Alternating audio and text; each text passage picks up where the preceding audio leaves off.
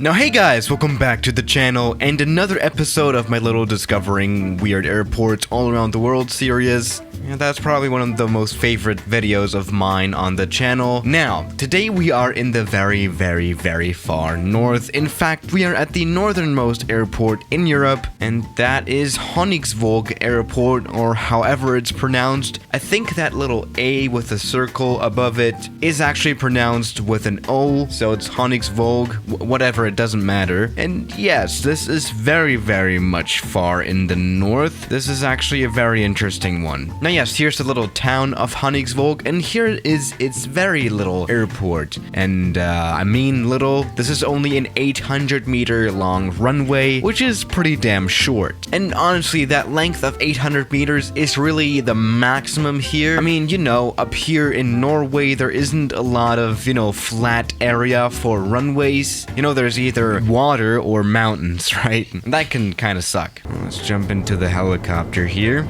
Yeah, this is gonna be very interesting. Now, not only does this runway have a short runway, but it also fights with other problems, like weather. Yes, there has been a fatal crash because of very bad and strong winds here as well, which is unfortunate. Up here, the weather conditions can be very hard, so that is that. Now, let's actually go ahead and try flying some planes here.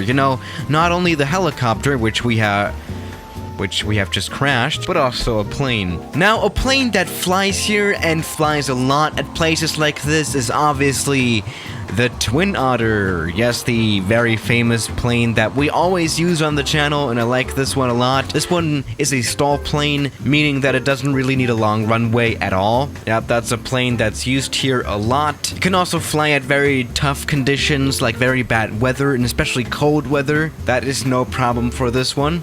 But you can also see this plane flying on small islands in the Caribbean or something. This is very versatile. And as you can see, this takeoff worked out without any issues. Alright, now let's try landing this plane. We are right now at dawn. As you can see, even this very small runway has very good runway lighting. Obviously, because we are so far in the north. In the winter, it is always dark here. So there's gotta be a lot of lighting for safe operation. Let's see if we can land the plane down here without any issues. Alright.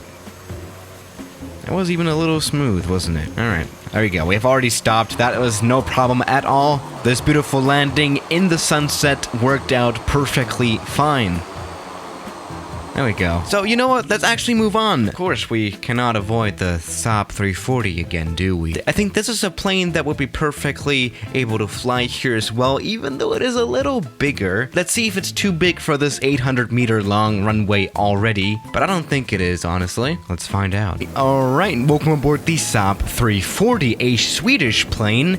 Maybe this is against nature to fly this one here in Norway, but that's another story. Let's see if it could, in theory, even fly here at all. Now, our chances are looking pretty good, I would say. Again, this is a turboprop plane, so short stopping distance, I would say. Let's turn the reverse thrusters on. And there we go. That was a quick stop. Perfect. There we go. We didn't even use the whole runway. I think safe operation is guaranteed here with the Saab 340. No problem at all. Alright, now let's move on to a very big one, I guess. The Dash 8. This is probably the biggest modern turboprop plane. Yeah, the Q400 is like genuinely not a small plane. There is a smaller version of the Q400 used here though. So maybe this can work. Alright, now welcome aboard the Q400. This is obviously quite a bigger plane here, as you can see. This actually carries quite an amount of passengers, and that combined with quite the hard approach, as you can see right here, we have a steep turn that we have to do because of all the terrain here. That doesn't really make a safe operation. Let's see if at least in theory this plane could fly here. Okay, as you can see right here, we are following the approach lights for this very steep turn. Oh goodness. Alright, this will be a hard landing. Well, I've had better landings, but there we go. We are actually stopping with this plane. Again, this is also a turboprop airliner, which does give it the ability to use a shorter runway. But yeah, having a safe operation with the Dash 8 here on an 800-meter long runway at the northernmost airport in Europe, Probably not. But whatever, let's move on to an even bigger plane. Let's go jet airliner level now. How about a special version of the 737? More of an exotic version, the 737-200. It is definitely not the biggest version of the 737, but it's quite an old one, and we do have to use it too sometimes, right? Alright. Oh, stall. With this very steep turn, I'm not very comfortable. Oh, Jesus. Oh, crash. God damn it. Alright, that might have not worked out very well. You know what, from now on, let's actually use the other side of the runway that doesn't have that very steep turn for the final approach. Let's go ahead and do that. Whatever, let's move on to a bigger plane, maybe a bigger version of the 737. For contrast, let's try the 737 MAX 10. It is on paper kind of the same plane, you know, from the outside. It stayed the same over like 60 years now, or 70, isn't it? But for this landing now, let's actually tune in for some more, well, realistic weather. Yeah, some storm, I don't know. Again, there has actually been a fatal crash because of wind at this airport.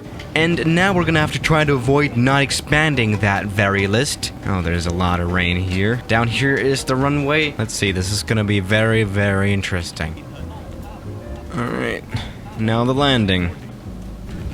Alright. Reverse thrust, maximum brakes, and an overrun. Jesus Christ. That didn't work out at all. The plane really didn't want to stop. Probably the runway this time around was a little too wet. Yeah, I mean, that landing, it looked kind of promising, honestly, but the plane just didn't stop for some reason. We may have had some case of aquaplaning going on because there's water on the runway, which I've also made a video about recently. Now, you know what, let's try landing here without any weather conditions, but let's move on to an even bigger plane anyway. Maybe a 757 will work better than the 737 MAX. Now for this takeoff, let's use the whole runway. Let's use some reverse thrust to push back a little bit more. There we go. Alright, now it's time to do a full power takeoff. Let's do a static one, meaning that the engines right now are running full power, some flaps, and now we're gonna release the parking brakes. This is the perfect way to accelerate a little bit faster on short runways, right? Okay, 110 knots, 120, 130, there we go. That is a takeoff. Very close call actually, but you know, it kind of worked, didn't it? Yeah, that was a very late rotation. Oh wow, that was so close to an overrun, Jesus Christ. That was really so close. That was perfect. Let's actually try landing this very plane here too. Alright, and now the landing.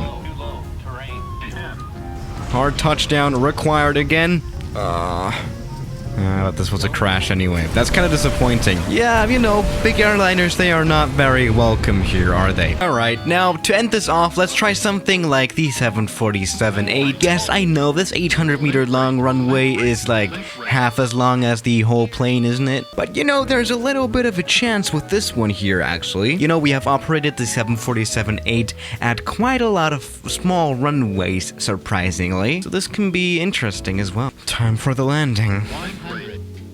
Alright, reverse thrusters, now the max brakes, and there we go. We have landed the 747 here at this airport, which is very interesting, I guess. I'm very surprised that this actually worked out, but yeah, it kind of did. Now, the biggest plane to safely operate here, I would say, is maybe the Q400, even though I'm not quite sure about that one either. A plane that is definitely no problem here is the Saab 340, at least. But that is Swedish and doesn't really belong here to Norway. Or maybe even the 747, it works here too. So yeah guys, thank you for watching today's video, and I'll see you tomorrow. As always, good night.